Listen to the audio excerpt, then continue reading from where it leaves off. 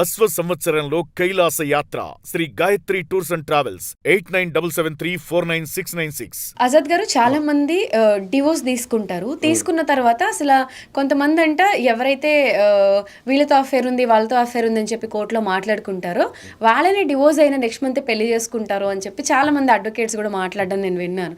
So అలా వెంటనే పెళ్లి చేసుకోవచ్చా? అసలు డివోర్స్ అయిన తర్వాత ఎన్ని రోజులకు పెళ్లి చేసుకోవాలి? అంటే మీ దాంట్లో నేను మళ్ళీ చెప్తాను, సబ్జెక్ట్ బాగా డీప్ సబ్జెక్ట్ అండి. మీరు నన్ను బాగా ఇరికిచ్చారు నిజంగా చెప్పాలంటే.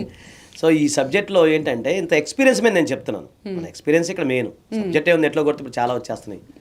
సో నేను ఒకటే చెప్తానండి, ఎవరైనా సరే డైవర్స్ పొందినా తెల్లారి పెళ్లి చేసుకోవచ్చు. అవునా? ఖచ్చితంగా చేసుకోవచ్చు. ఒక దాంట్లో చేసుకోవడానికి లేదు. అదేంటి? ఎలా అంటే మీరు మ్యూచువల్ డైవర్స్ అనుకోండి. ఇప్పుడు మ్యూచువల్ డైవర్స్ కనుక మనం ఆల్రెడీ ఒక వీడియో చేసాము, దాని లింక్ మీరు ఇచ్చేయండి, అది చూస్తారు.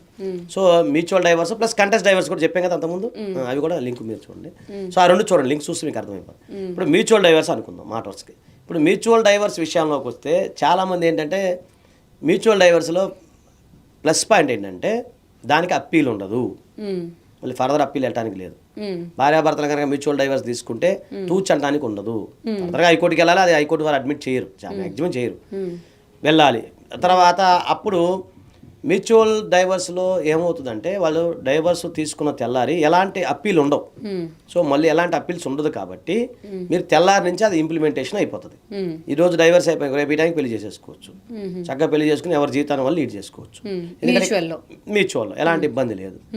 కాకపోతే ఏంటంటే ఇప్పుడు కంటెస్ట్ డైవర్స్ ఉంది. కంటెస్ట్ డైవర్స్లో ఏంటంటే మనం పోరాడతాం, మీరు అంటే ఎవిడెన్స్ పెడతాము, పోరాడతాము, కొట్లాడతాము, అన్నీ చేస్తాం.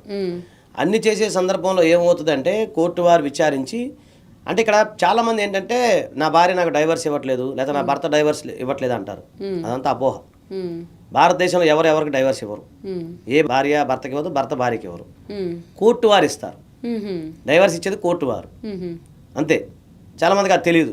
ఓకే, కోర్టు వాళ్ళు అంటే వీళ్ళిద్దరూ ఒప్పుకొని తీసుకుంటారు, అది మ్యూచువల్ డైవర్స్. కంటెస్ట్ డైవర్స్ ఏమవుతుందంటే మీరు కనుక క్రుయాలిటీ గ్రౌండ్, నేను చెప్పిన గ్రౌండ్స్ ఏవైతే ఎస్టాబ్లిష్ చేసుకుంటే ఓహో వీళ్ళిద్దరు భార్యాభర్తలుగా పనికిరారని చెప్పి కోర్టు వారు ఇచ్చేదాన్ని డైవర్స్ అంటాం మనం. ఓకే, కోర్టు వాళ్ళు కూడా అది చూసి వాదనలు విన్న తర్వాత ఇస్తారు, అంతే తప్ప భార్య భర్తకే ఇవ్వటాలు భార్య వాళ్ళు అది మ్యూచువల్ డైవర్స్లో వస్తుంది, అంతే తప్ప అలా ఉండదు. చాలా మందికి అపోహ ఉంది. కాబట్టి ఎవరైనా సరే మీ యొక్క ఏదైతే ఎవిడెన్స్ ఉందో కోర్టులో ప్రవేశపెట్టినప్పుడు కోర్టు వారు మీకు డైవర్స్ ఇచ్చారు అనుకుందాం. అంటే భర్త ఇప్పుడు ఇక డైవర్స్ అంటే ఏంటి? కంటెస్ట్ డైవర్స్ ఎప్పుడు వెళ్తుంది? కంటెస్ట్ డైవర్స్ ఎప్పుడు వెళ్తుంది అంటే భార్య ఏమో భర్తను కావాలనుకుంటుంది, ఏంటి భర్త భార్యను వద్దనుకుంటాడు, దాన్నే కంటెస్ట్ డైవర్స్ అంటారు. అంటే ఒకళ్ళు కావాలనుకుంటారు, ఒకళ్ళు వద్దనుకుంటారు. మీకు అర్థమవుతుంది కదా? అంటే వీళ్ళు ఇటువైపు లాగుతారు, వీళ్ళు ఇటువైపు లాగుతారు, దానివల్ల మీకు కంటెస్ట్ డైవర్స్కి వెళ్తుంది. అది కంటెస్ట్ డైవర్స్ అంటే. సో అది కంటిన్యూ అవుతుంది. కంటిన్యూ అయిన తర్వాత కోర్టు వారు విచారించి సరే వీళ్ళిద్దరికి పడదు, సో అందుకని చెప్పేసి ఇప్పుడు డైవర్స్ ఫస్ట్ ఎవరైతే ఫైల్ చేస్తారో, ఒక భార్య ఫైల్ చేసింది, అబ్బో అతనితో నా వల్ల కాదండి, నా భర్తతో నేను చచ్చిపోతాను అతనితో అని చెప్పి కోర్టును అడుగుతుంది, అయ్యా నాకు డైవర్స్ ఇప్పించాలని కోర్టును అడుగుతుంది. కోర్టు వారు ఏం చెప్తారు? భార్య వేసింది కాబట్టి అమ్మ నువ్వు నీ భర్తతో సంబంధించిన ఎవిడెన్స్ మీ దగ్గర ఉంది కాబట్టి, సో నీ భర్తకు సంబంధించి నీకు పడట్లేదు కాబట్టి మీ ఇద్దరి మధ్య డైవర్స్ ఇస్తున్నామని చెప్పి చెప్తారు. అలా కాకుండా భార్య డైవర్స్ వద్దనుకుంది అనుకోండి, భర్త కావాలనుకున్నాడు, భర్త ఫైల్ చేశానండి ఫస్ట్, ఆ క్రూయాలిటీ ఎస్టాబ్లిష్మెంట్ అయితే అప్పుడు డైవర్స్ వస్తాయి. అలాగే భార్య భర్తలు అనేది వస్తుంది తప్ప ప్రత్యేకంగా భార్య భర్తకి ఇవ్వదు, భర్త భార్య భర్తకి ఇవ్వరు, అట్లా ఉండదు.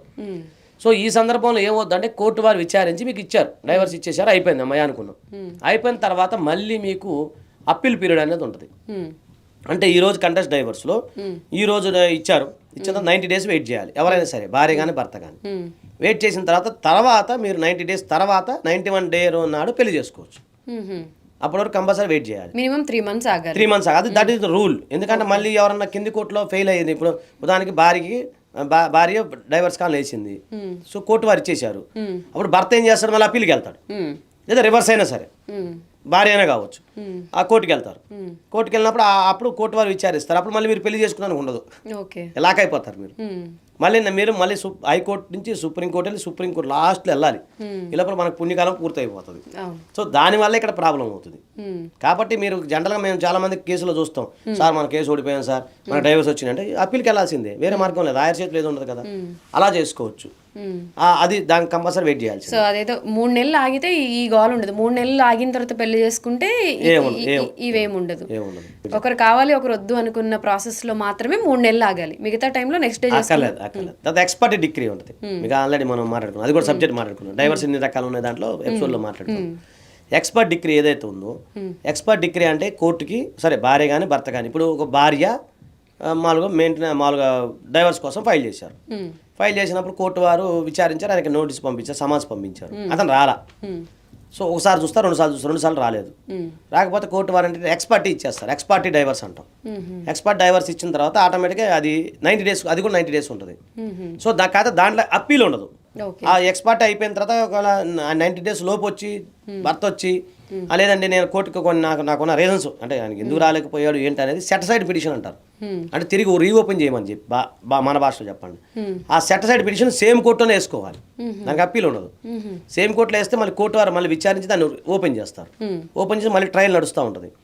లేదు ఆయన కనుక రాలేదు, అప్పుడు కూడా 90 డేస్ దాటిపోయింది, అప్పుడు ఆమె పెళ్లి చేసుకోవచ్చు. అదే ఆమె గారు అతను కానీ ఎవరైనా సరే 90 డేస్ తర్వాత పెళ్లి చేసేసుకోవచ్చు. సో అది కూడా 90 డేస్ ఆగాలి. ఓకే, వన్స్ ఒక 90 డేస్ అయిపోయిన తర్వాత పెళ్లి చేసుకుంటే అప్పుడు ఎటువంటి మళ్ళీ రీఓపెనింగ్స్ కేసెస్ అయితే ఉండవు. అంటే కొంతమంది రీఓపెన్ చేస్తారు కానీ ఎస్టాబ్లిష్మెంట్ కాదుగా. అవును, 90 డేస్ అయిపోయింది కాబట్టి. 90 డేస్ అయిపోయింది కదా. అలా జరిగినాయి. మేము ఒక కేసులో ఏంటంటే ఒక అబ్బాయి డైవర్స్ ఫైల్ చేశాము, ఆమె రాలేదు. మేము 2 సార్లు 3 సార్లు సమన్స్ పంపించాము. సమన్స్ పంపించిన తర్వాత అయిపోయిన తర్వాత ఇతను మళ్ళీ వెంటనే పెళ్లి చేసేసుకున్నాడు. పెళ్లి చేసుకున్న విషయం ఆమెకు తెలిసి మళ్ళీ వచ్చి కోర్టులో కేసు వేసింది, రీఓపెన్ పిటిషన్ వేసింది, అంటే సెట్ సైడ్ పిటిషన్ వేసింది. తర్వాత మేము అన్ని ఎవిడెన్స్ పెట్టాము, ఇగో పలానా రోజున డెత్ అయింది, ఇదైంది అని చెప్తే కోర్టు వారు విచారించి దానికి డిస్మిస్ చేసేసారు ఆ కేసుని. సో అది ఇంకేం చేస్తాం, అయిపోయింది, టైం ప్రకారం అయిపోయింది కదా. కాబట్టి ఆ విధంగా మనం చేసుకోవచ్చు. ఒకవేళ ఇలాంటి కేసులు ఫైల్ చేయాలి అనుకునే వాళ్ళు 1 మినిట్ ఏదైనా చెప్తారా? చాలా మంచి ప్రశ్న అడిగాను. ఒక్క విషయం ఏంటంటే, ఎప్పుడైనా సరే మీరు గనక బాధితులుగా ఉన్నప్పుడు, అది ఏ కేసు అయినా సరే, డైవర్స్ కేసు అని కదా, ఏ కేసు అయినా సరే, మీరు బాధితులుగా ఉన్నప్పుడు మీరు మౌనంగా ఉండకూడదు. మీరు ఆ విషయాన్ని కోర్టు దృష్టికి తీసుకురండి. ఒక మంచి అడ్వకేట్ ద్వారా మీరు కేసు ఫైల్ చేసుకోండి. ఏదైతే ఇప్పుడు మీరు పడే బాధ కంటే కోర్టులో పడే బాధ పెద్ద కష్టం కాదు. కాబట్టి మీకు సరే టైం అవుతుంది, కాకపోతే తప్పదు. కాబట్టి ఈ బాధ కంటే ఆ బాధ బెటరు.